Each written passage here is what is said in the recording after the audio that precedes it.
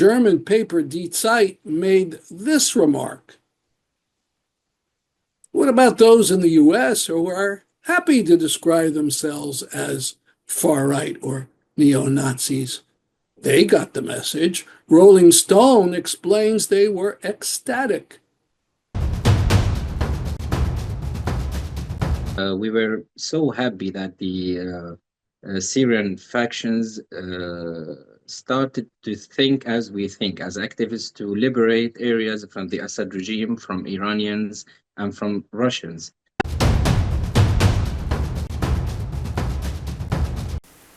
Hello, my name is Stanley Heller. Welcome to the Struggle Video News. The ceasefire seems to be holding in Gaza, but the assaults on Palestinians in the West Bank are increasing. This is Issa Amro. He lives among constant harassment in Hebron and is a founder of Youth Against Settlements. The Israeli military moved their aggression from Gaza after the ceasefire to West Bank. So they brought many soldiers to the West Bank. They closed the majority of the checkpoints, so Palestinians are not able to move between the cities and between the villages and between the towns. And the soldiers are very aggressive at the checkpoints, and many Palestinian families are stuck. And the Palestinian economy is really, struggling now. And Israeli settlers are attacking Palestinian cities, Palestinian compounds. So there is a kind of escalation from the Israeli military and from the Israeli government and the Israeli settlers toward the Palestinians in the West Bank to be able to annex West Bank to Israel. And now the Israeli military is raiding Jenin camp and other Palestinian cities. So we expect the worst. We expect that this kind of aggression will increase. So we need you now to stand up against the Israeli military, the Israeli apartheid, the Israeli occupation. Go down to the streets, direct action, write to your diplomats, do media. We need awareness now to everybody in the world about what is happening in the West Bank from the Israeli government, from the Israeli military. Let's make it hard for them, and let's not stay silent about what they are doing to us. We, the Palestinians human rights defenders, we are the Palestinians non-violence activists, will remain, will stay, and we will be your voice on the ground, and we will never give up. But please protect our voice, boast our voice, and do more concrete actions to make the occupation and apartheid costly for the occupiers and make them accountable according to the international law. Amro last year was one of the winners of the International Peace Prize, the Right Livelihood Award. Many of you have seen my commentary a few days ago about the ADL, the Anti-Defamation League, a group whose job it is to fight anti-Semitism. I blasted it for the excuses it made about Elon Musk's 2 Nazi salutes at the Trump inauguration celebration. If you recall, the ADL said these were not Nazi salutes, and instead called them an awkward gesture. I'll show a bit of my remarks here and then give some updates. Here's the Jerusalem Post headline. And the Jewish Telegraph Agency, a 100-year-old Jewish media site. Jerry Nadler, the Jewish Democratic congressman from Manhattan, called the gesture anti-Semitic and said other officials should condemn it. I never imagined we would see the day when what appears to be a Heil Hitler salute would be made behind the presidential seal, Nadler tweeted. This abhorrent gesture has no place in our society and belongs in the darkest chapters of human history. I urge all of my colleagues to unite in condemning this hateful gesture for what it is, anti-Semitism. The Lemkin Institute for Genocide Prevention noted Musk's use of, quote, an anti-genocidal signal, unquote, and issued a red flag alert about the whole direction of the U.S. The political editor of the major German paper Die Zeit made this remark. What about those in the US who are happy to describe themselves as far-right or neo-Nazis? They got the message. Rolling Stone explains they were ecstatic.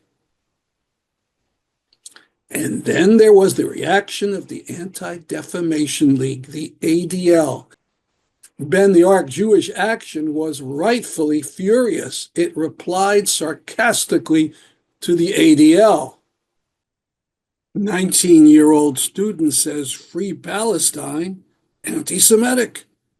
Musk backs Germany's AfD and anti-Semitic replacement theories. Buys Twitter so Nazis load at the top. Sieg Heils multiple times. Give them the benefit of the doubt. The group started a petition campaign to get the ADL to apologize and to blast Musk for what he did. You can see the whole video here. Now for the updates. The biggest update is the reaction of Benjamin Netanyahu, the Prime Minister of Israel. He claimed that poor Elon Musk had been smeared. Netanyahu doesn't respond to what the millions saw with their own eyes, but simply said that Musk is a friend of Israel. That's all that matters.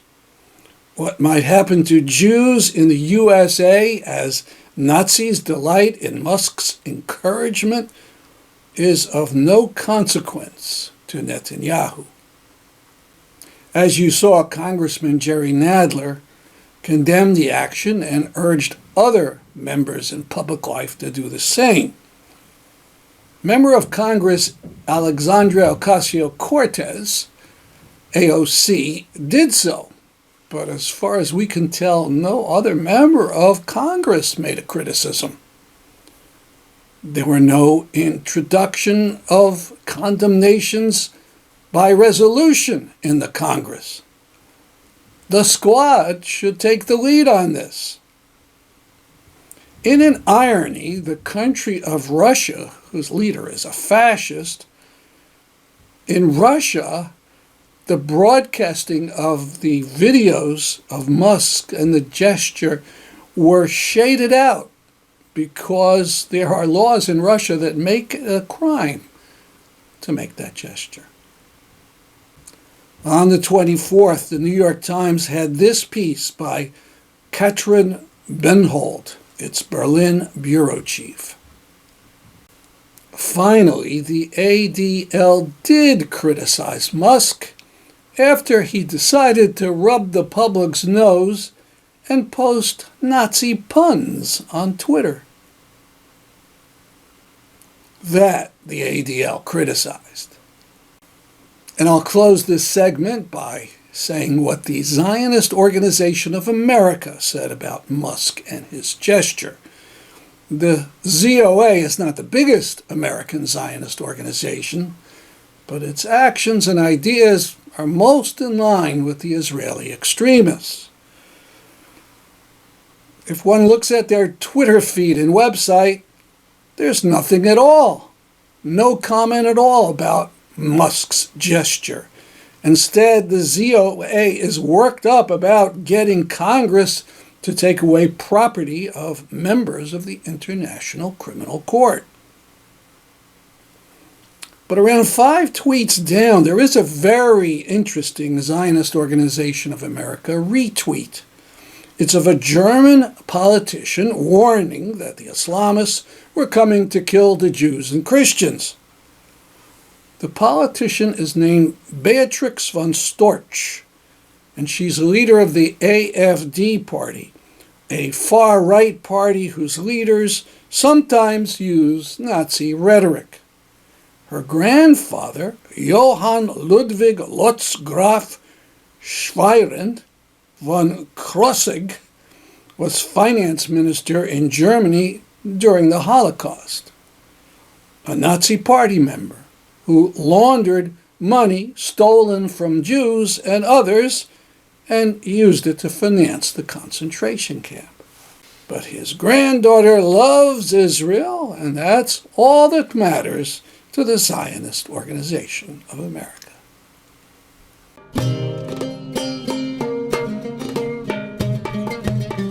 Of course, the bigger news is the pardons and commutations of 1,500 of the rioters on January 6th.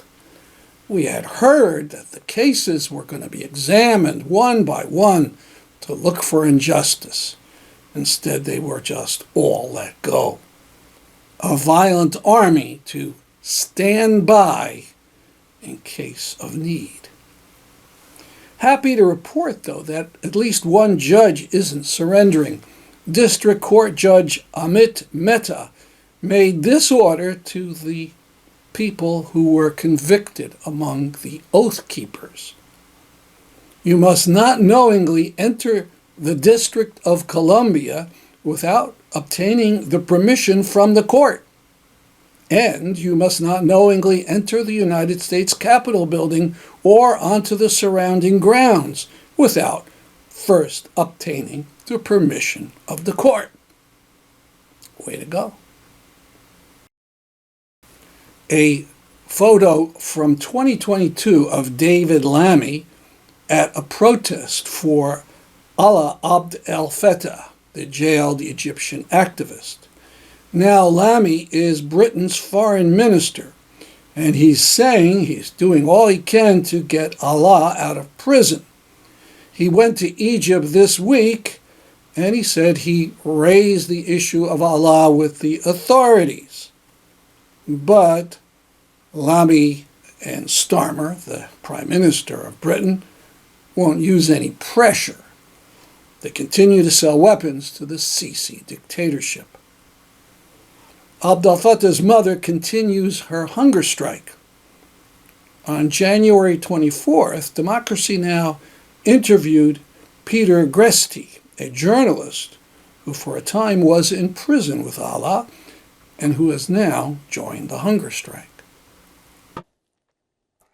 So Alaa is an extraordinary character. I was in prison, I was in Egypt back in the end of 2013, covering the unfolding political crisis there for Al Jazeera, and I was arrested on terrorism charges. I was thrown into solitary confinement in Limentora prison, and one of the first voices that I heard when I went in there was Alaa's. I was confused, I was scared, I didn't know what on earth was going on, or even much about where I was. I didn't speak Arabic, and so I was very, very disoriented. And Alaa reassured me. He explained what had happened, what his understanding was. He told me where I was. He said that I'm amongst friends. And he also gave me some of the psychological tools that I really needed to survive prison. After that period of solitary, we often walked up and down the exercise yard together, and I really got a sense of who he was, an extraordinary thinker, political thinker, and a writer. He gave me masterclasses in Egyptian political theory and history and sociology and so on. He also inspired me to write 2 letters that we smuggled out of prison. That really described my imprisonment as an attack on press freedom rather than as any judicial process related to anything we'd done. And that really framed the campaign that ultimately got me out. And so for all of those reasons, I quite literally owe Alaa my life. So, Peter, you were imprisoned with 2 other Al Jazeera colleagues, and you got out after a year. Alaa was so active in the Arab Spring, in the Tahrir uprising. Why does he continue to be held, and what is the British government saying? Have they met with him in prison? It is their right, as he is a British Egyptian citizen. So Alaa, as you said, was one of the main leaders of the uprising from 2011. He had this extraordinary respect and following amongst ordinary Egyptians. He inspired literally millions to come out and fill the streets in the protest that eventually toppled Hosni Mubarak. And I think that is why the Egyptian authorities are still keeping him there, because he is the most popular, the most recognized political prisoner in the system. Now, an interview I did with a Syrian activist. I interviewed him 8 years ago, when he was being expelled from his home city, Muaddamiyah. I'll be speaking to Nooraddeen Mokhiber. He's worked for the Syrian Network for Human Rights. He's doing media work for his home city of Mu'adamiyah, Syria. He has studied English literature at Damascus University. He's speaking to us from Metz in eastern France. Good afternoon. Good afternoon. Hello. So, how did it feel 6 weeks ago when Syrians swept into Aleppo and then one city after another? What were you feeling when you heard about it? For me, as it happened with, I guess, all Syrians, all of our work stopped, all of our activities stopped. We were just watching in front of TV, standing in front of TVs to watch the news minute by minute. We were so happy that the Syrian factions started to think as we think, as activists, to liberate areas from the Assad regime, from Iranians, and from Russians. So we spent all the weeks before the fall down of the regime just talking to people inside and watching TV news.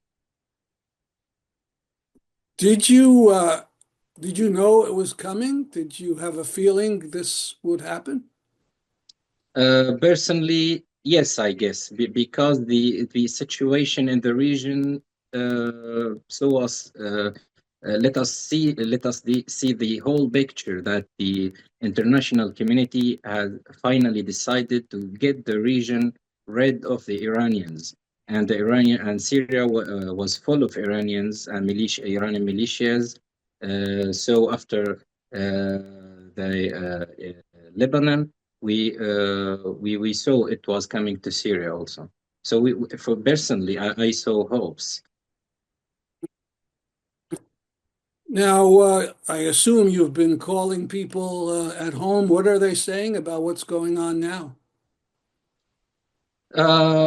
At home, at my city, Muaddami, and in most regions of Syria, we are all like living a dream. We don't want anyone to wake us up from that dream. We're afraid to wake up and see that Assad is still there, but he is not, fortunately. So we're full of joy at one hand, and the other hand, there are many unsolved problems that's still going on. For example, the issue of detainees and the forced displaced people, including my brother. We've never found his corp or his name in the list leaked for the detainees killed and the torture, and the same as 2,100 Syrians detained by the Assad regime. They just like gone with the wind. No, nothing about them. Some mass graves found here and there, but no names, no identified bodies. Another thing about the areas controlled by SDF in the north, in the eastern Syria, this issue is not solved yet. Another issue, the Israelis going into Syrian parts in the south. So there are many other issues that are worrying us, but the main problem for the whole region, if not the world, is gone, which is Assad. When was your brother taken? What was his name? His name is Mohammed. He was working with the national body of the Ba'ath Party, with the regime before the revolution. He was taken from his job Damascus in 2012 because he used to help aiding the injured people during peaceful protests, using his powers to go through checkpoints, taking injured people to doctors, bringing doctors to the city, buying medicine to those injured, to those weak in my city. So he was taken, and we never heard about him anymore. I'm so sorry about that. So you're from Mu'adamiyah. That's very near Damascus? Yeah, just a few kilometers away from Damascus city center. Could you remind us what that city went through in terms of the siege and the poison gas? My city was one of the very first cities or places that stood up with Dara and Homs to join the Syrian revolution against the regime. And that's why the regime did everything against its people.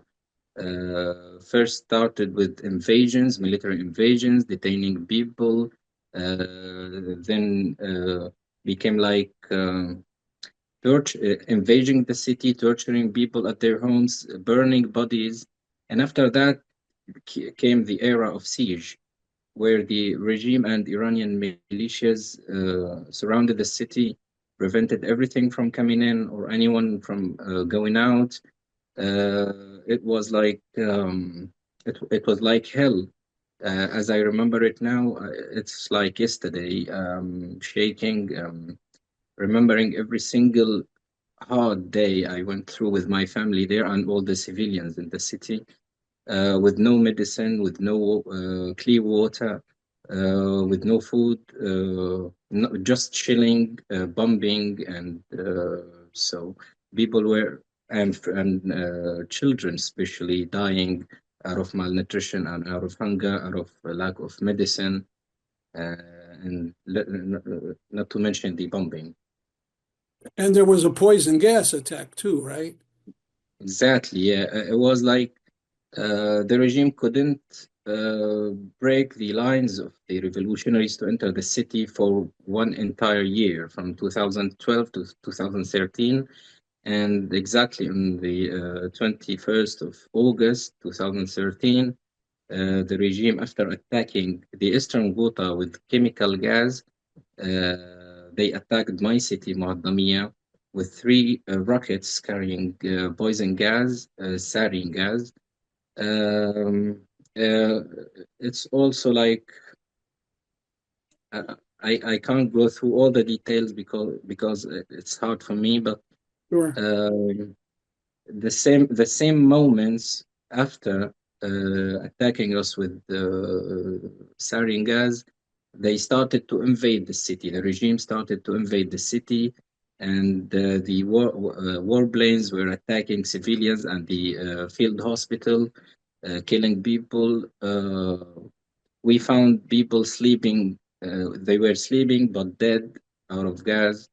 Uh, 63 people, I guess, as far as I remember, 63 people died because of sarin gas, and thousands of others were injured, including me, as I was helping other injured people in the field hospital. It was like transmitted to me by touching them. Um, yeah, it was like I couldn't say hell, but um, it was like mass killing of people at a very small place by the regime. But you weren't conquered, or the city wasn't conquered. You held out, still under siege for more years. Yeah, yeah, of course. After that, after like 4 months of that, the military factions at the city agreed to a truce with the regime that lasted from January 2014, but lasted for a few months. After that, the regime re-shelled the city and things stayed the same until 2016, October 2016, when the day came for us to be displaced. So I was interviewing you then 8 years ago, maybe now even more than 8 years ago, um, just before you were leaving the city. So what was it like? They put you on buses or something? Yeah, first they agreed.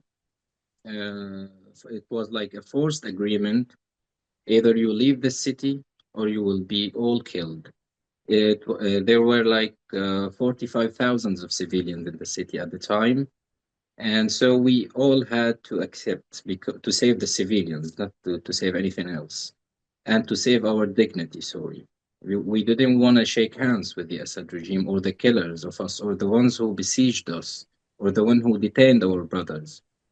So we had to go, and they prepared buses for the ones who wanted to leave or forced to leave.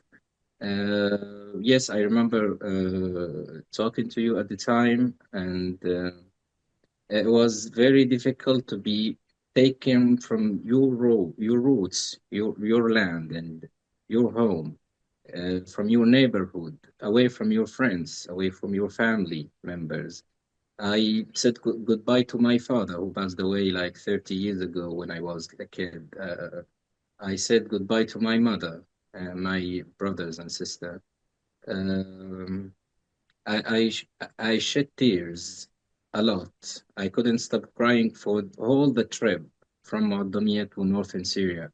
I couldn't just remember the days I spent in Mardamia my whole life before that, and think of every single detail. To see the full interview, go to our YouTube channel, The Struggle Video News, or scan this QR code. There's an organization in Westchester, New York, called Wespac. That stands for Westchester People's Action Coalition. It was founded in 1974. In recent years, it's been the fiscal sponsor for a number of groups that support Palestinian human rights. One of them is Students for Justice in Palestine. Wespac is now under lawfare attack. Lawfare is when you use court suits to harass or bankrupt groups that you don't like. The lawsuits claim that the group, whose principle is nonviolence, is supporting Hamas terrorism. Urge you to find out more. Go to their website, wespac.org. That's our program for today. See you next week at this time. I'm Stanley Heller for the Struggle Video News.